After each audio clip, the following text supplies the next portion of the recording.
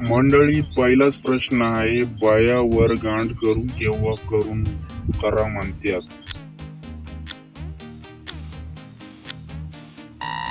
मंडळी, याचं उत्तर आहे, जेव्हा त्या खूपच जास्त खांडावर असतात तेव्हा त्या वर गांड करून करा म्हणत असतात. मंडळी, पुढचा प्रश्न बघू. आपण एक एक करून सर्व प्रश्न बघणार आहे. हा, खूप मजा येणार आहे बर का या व्हिडिओ मध्ये, त्याच्यामुळे शेवटपर्यंत व्हिडिओ नक्की पहा. त्यांच्या वरच्या 2 बोलामध्ये आपला स्वट्या टाकला तर काय होते?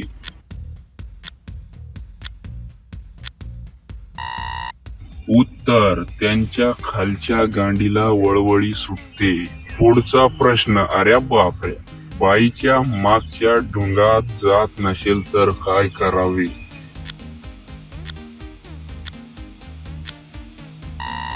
उत्तर, घरातलं जे डोक्याला लावायचं तेल असतं ते तेल लावून प्रयत्न करावा टाकायचा. पुढचा प्रश्न, अरे बाप, नुसतं गरम व्हायचं काम आहे आज. बघून घ्या, बाईच्या चिमणीमध्ये बाबूराव केव्हा जाताना अडचण करत असतो?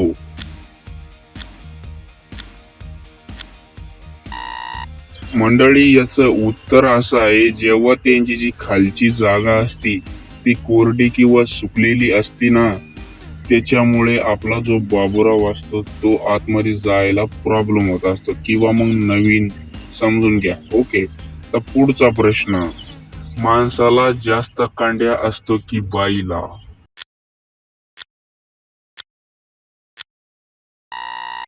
याचं उत्तर मला असं माहित आहे की बाईला जास्त असतो, पण खरं काय ते तुम्ही कमेंट करून नक्की सांगू शकता. पुढचा प्रश्न, अरे बापरे, मोकार प्रश्न येऊ, पण आपली बायको सोडून दुसऱ्याच्या बाईला ठोकायला का मजा येते?